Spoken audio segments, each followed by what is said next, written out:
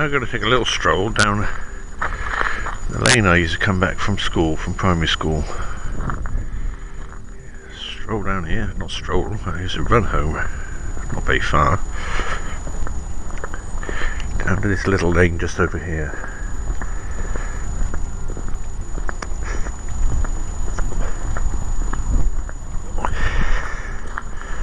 There used to be a nice old lady who used to live in there. Used to take her dog for a walk by attaching the lead to the back of her car while she drove down the road. That's where the gypsy lady used to live. I can't remember her name. We come into here. This is Post Office Lane.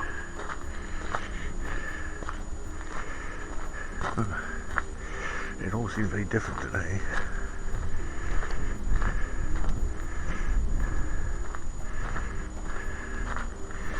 Let's come down here.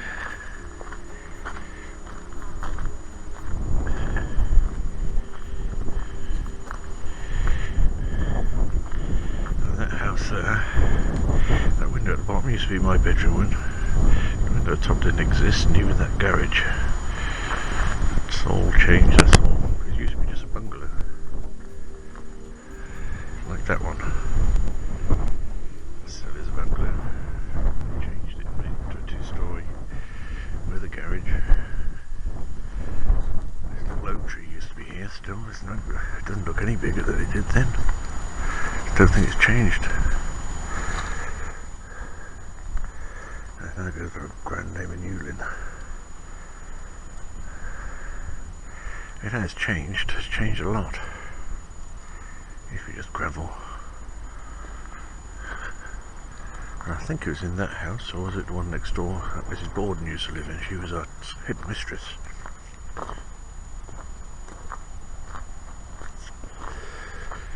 And as we come on down here,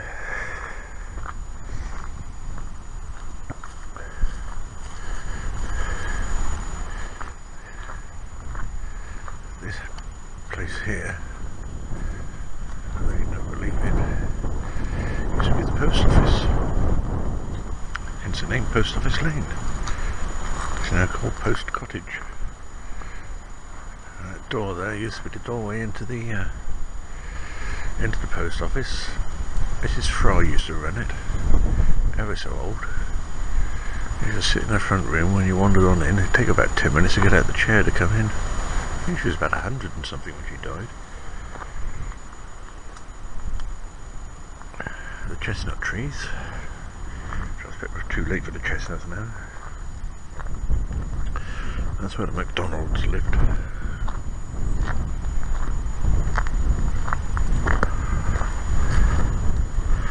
Funny, I don't actually remember it being thatched when I was a kid, but obviously it was. Can't remember who lived there. And that's looking back at our house again, where we lived. That room there used to be the mother's bedroom, I think. There's the back door. And the room next to it is the kitchen. I hope this is coming out alright on sound. Chestnut trees now, unfortunately, just about come to its end. What a shame. All the chestnuts are gone now. There are some on the ground here, but they're all squashed down and I'm not going to find any good chestnuts. And there's a house where I found a dead bird. Don't know why I should remember that, but I do for some reason. And we'll walk back again. It used to seem like miles when I was a child.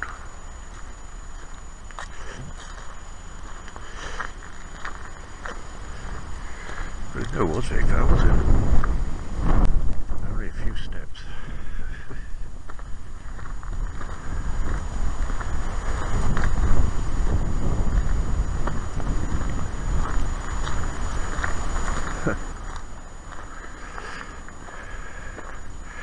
Remember this bank being steep? I think there was a robin's nest somewhere around about here. And I made the foolish mistake of showing our dog Chipper. I said, oh look, there's a robin's nest. No sooner had my back been turned, she went along and ate the birds, ate the chicks out the nest. Dear old Chipper.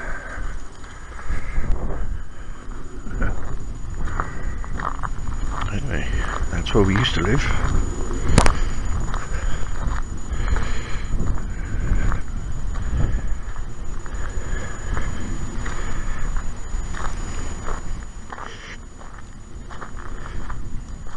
About here I found a dead blackbird once.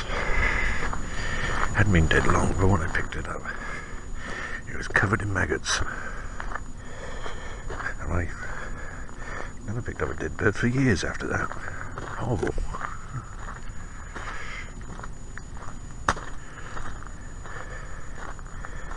And back again, up to the primary school.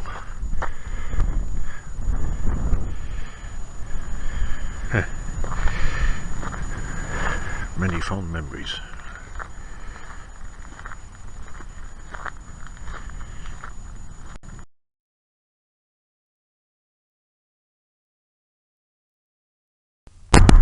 This is the hill that my brother and I used to have to... My brother used to push me up on his bicycle when I was a little boy. All the way from our house down at Furze Hill up to the primary school. I used to hate riding on my brother's bike. He used to make me sit in the crossbar.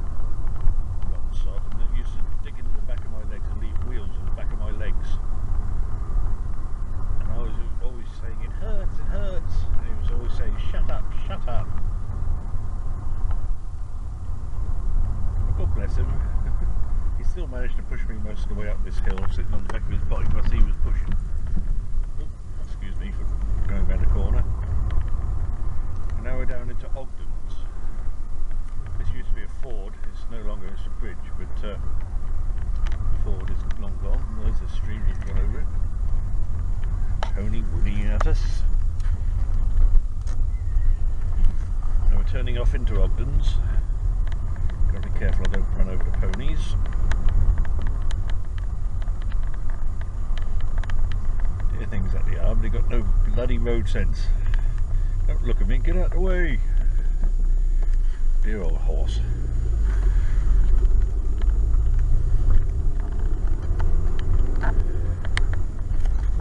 There you go. And the brook that goes down beside us is actually called Huckle's Brook, which you can't see it. Oh. I hope it's not dried up.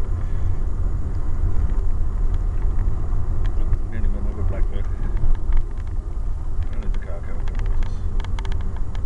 There's a big gentleman. Oh, here we are, gentleman as well. Gentle lady, thank you. Where's the car park?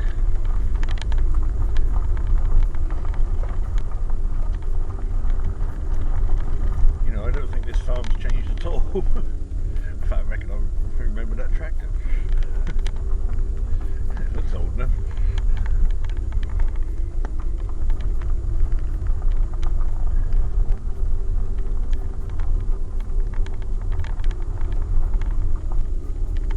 Down here, oh, here's a ramp.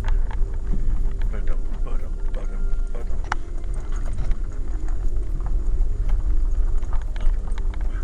Goes back up. Yeah, I could have gone down there. Now pulling into, I'm going to pull into the Ogden's car park. I'll take a little stroll around here and have a look at the landscape.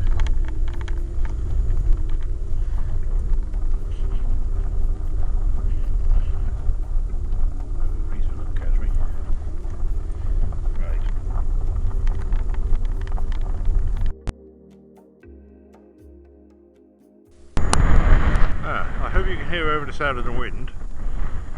But, that's looking back towards Hasley Enclosure, coming over to Hampshire Bridge. As we move along, we come over to Sphagnum, up there on the hill, way off in the distance. Moving back round, looking at the hills which are just behind where we lived at Furze Hill. I think that's actually Broken Slade Hill we're looking at. This not very auspicious little hole. When I was a kid, none of these trees were growing around it. But I was assured by John Loder's father, old Mr. Loder, that during the war, when there's lots of aircraft coming across, used to be air stations very close to here, Americans mostly, and some British, famously at Stony Cross over at No Man's Land as well, and that sometimes they used to drop the bombs if they hadn't dropped them off for some reason beforehand. Possibly bombs that were also dropped later by the Germans, but that's why we have a bomb crater in the middle of nowhere. And this used to be filled up with water when I was a boy, and I can remember somebody at some stage or other put some goldfish in it. I don't think there's any goldfish in it now, but as we go closer we can see that there's certainly lily pads down there. I don't see any goldfish, I don't see any fish at all, but it's possible. It's possible that goldfish may be able to survive in that still. And there's a little bit of English history as we pan round through these lovely trees, which I don't remember changing at all from when I was a kid, so I'm sure these are exactly the same trees that I leant up against and tried to climb and everything else. This is right outside Hasley enclosure. Beautiful, isn't it? I think it's beautiful. It makes me wonder why I don't move back here. I can't afford it. So that's the answer to that question. This is Sphagnum Moss. There's plenty of it, and each one of these little things here are actually, if you can see it, all individual plants. You pull out a little tuft of it, you see that they're all made out of lots of single individual plants. In the old days, shove that back in, the old days they used to use that for all sorts of things. They used to use it to make into poultices for wounds, because it's got a slight antiseptic skill to it.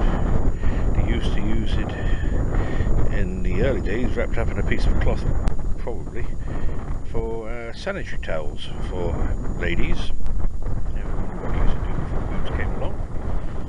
Timothy White's.